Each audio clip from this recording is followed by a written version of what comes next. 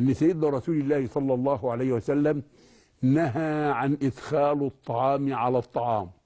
نهى عن ادخال الطعام يعني منع. كلت خلاص الحمد لله ما تاكلش حاجه تاني. احنا عندنا العالم العربي كله بعد ما تاكل يقول لك تعالى نحلي. تعالى نحلي دي مشكله من المشاكل الكبيره جدا.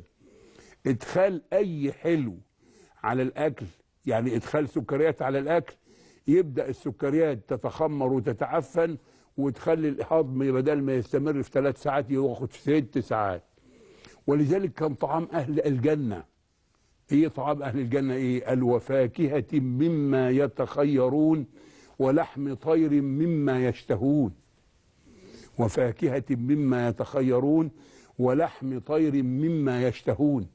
الامر هنا في منتهى الاهميه، انك انت عايز تاكل فاكهه او حلو كل قبل الاكل بساعتين.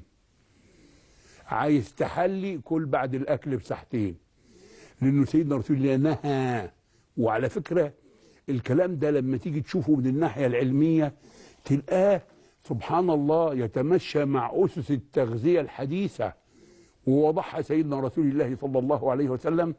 وسيدنا رسول الله ما كانش بيقول حاجه بالكلام وما يطبقهاش على نفسه، لا، مش زي المصلحين دلوقتي. المصلحين دلوقتي يقول لك يجب يجب يجب يجب، بس يجب عنده هو ما تنفعش. سيدنا رسول الله بيقول انا لا امركم بشيء انا بنجوى عنه. لا، انا مش استثناء. الحبيب المصطفى صلى الله عليه وسلم ما يقوله على طول تلقى التطبيق العملي عند الامور كلها نظريا وعمليا عند الحبيب المصطفى صلى الله عليه وسلم. ولذلك نهى عن ادخال الطعام على الطعام. ودي مشكله كبيره جدا موجوده في العالم العربي، وهي دي اللي بتؤدي الى كل مشاكل المعده ومشاكل القولون. كلت الحمد لله، ما تحليش ابدا. عايز تحلي كل قبل الاكل بساعتين. حلي كل فاكهه كل حلويات قبل الاكل بساعتين او بعد الاكل بساعتين، وهكذا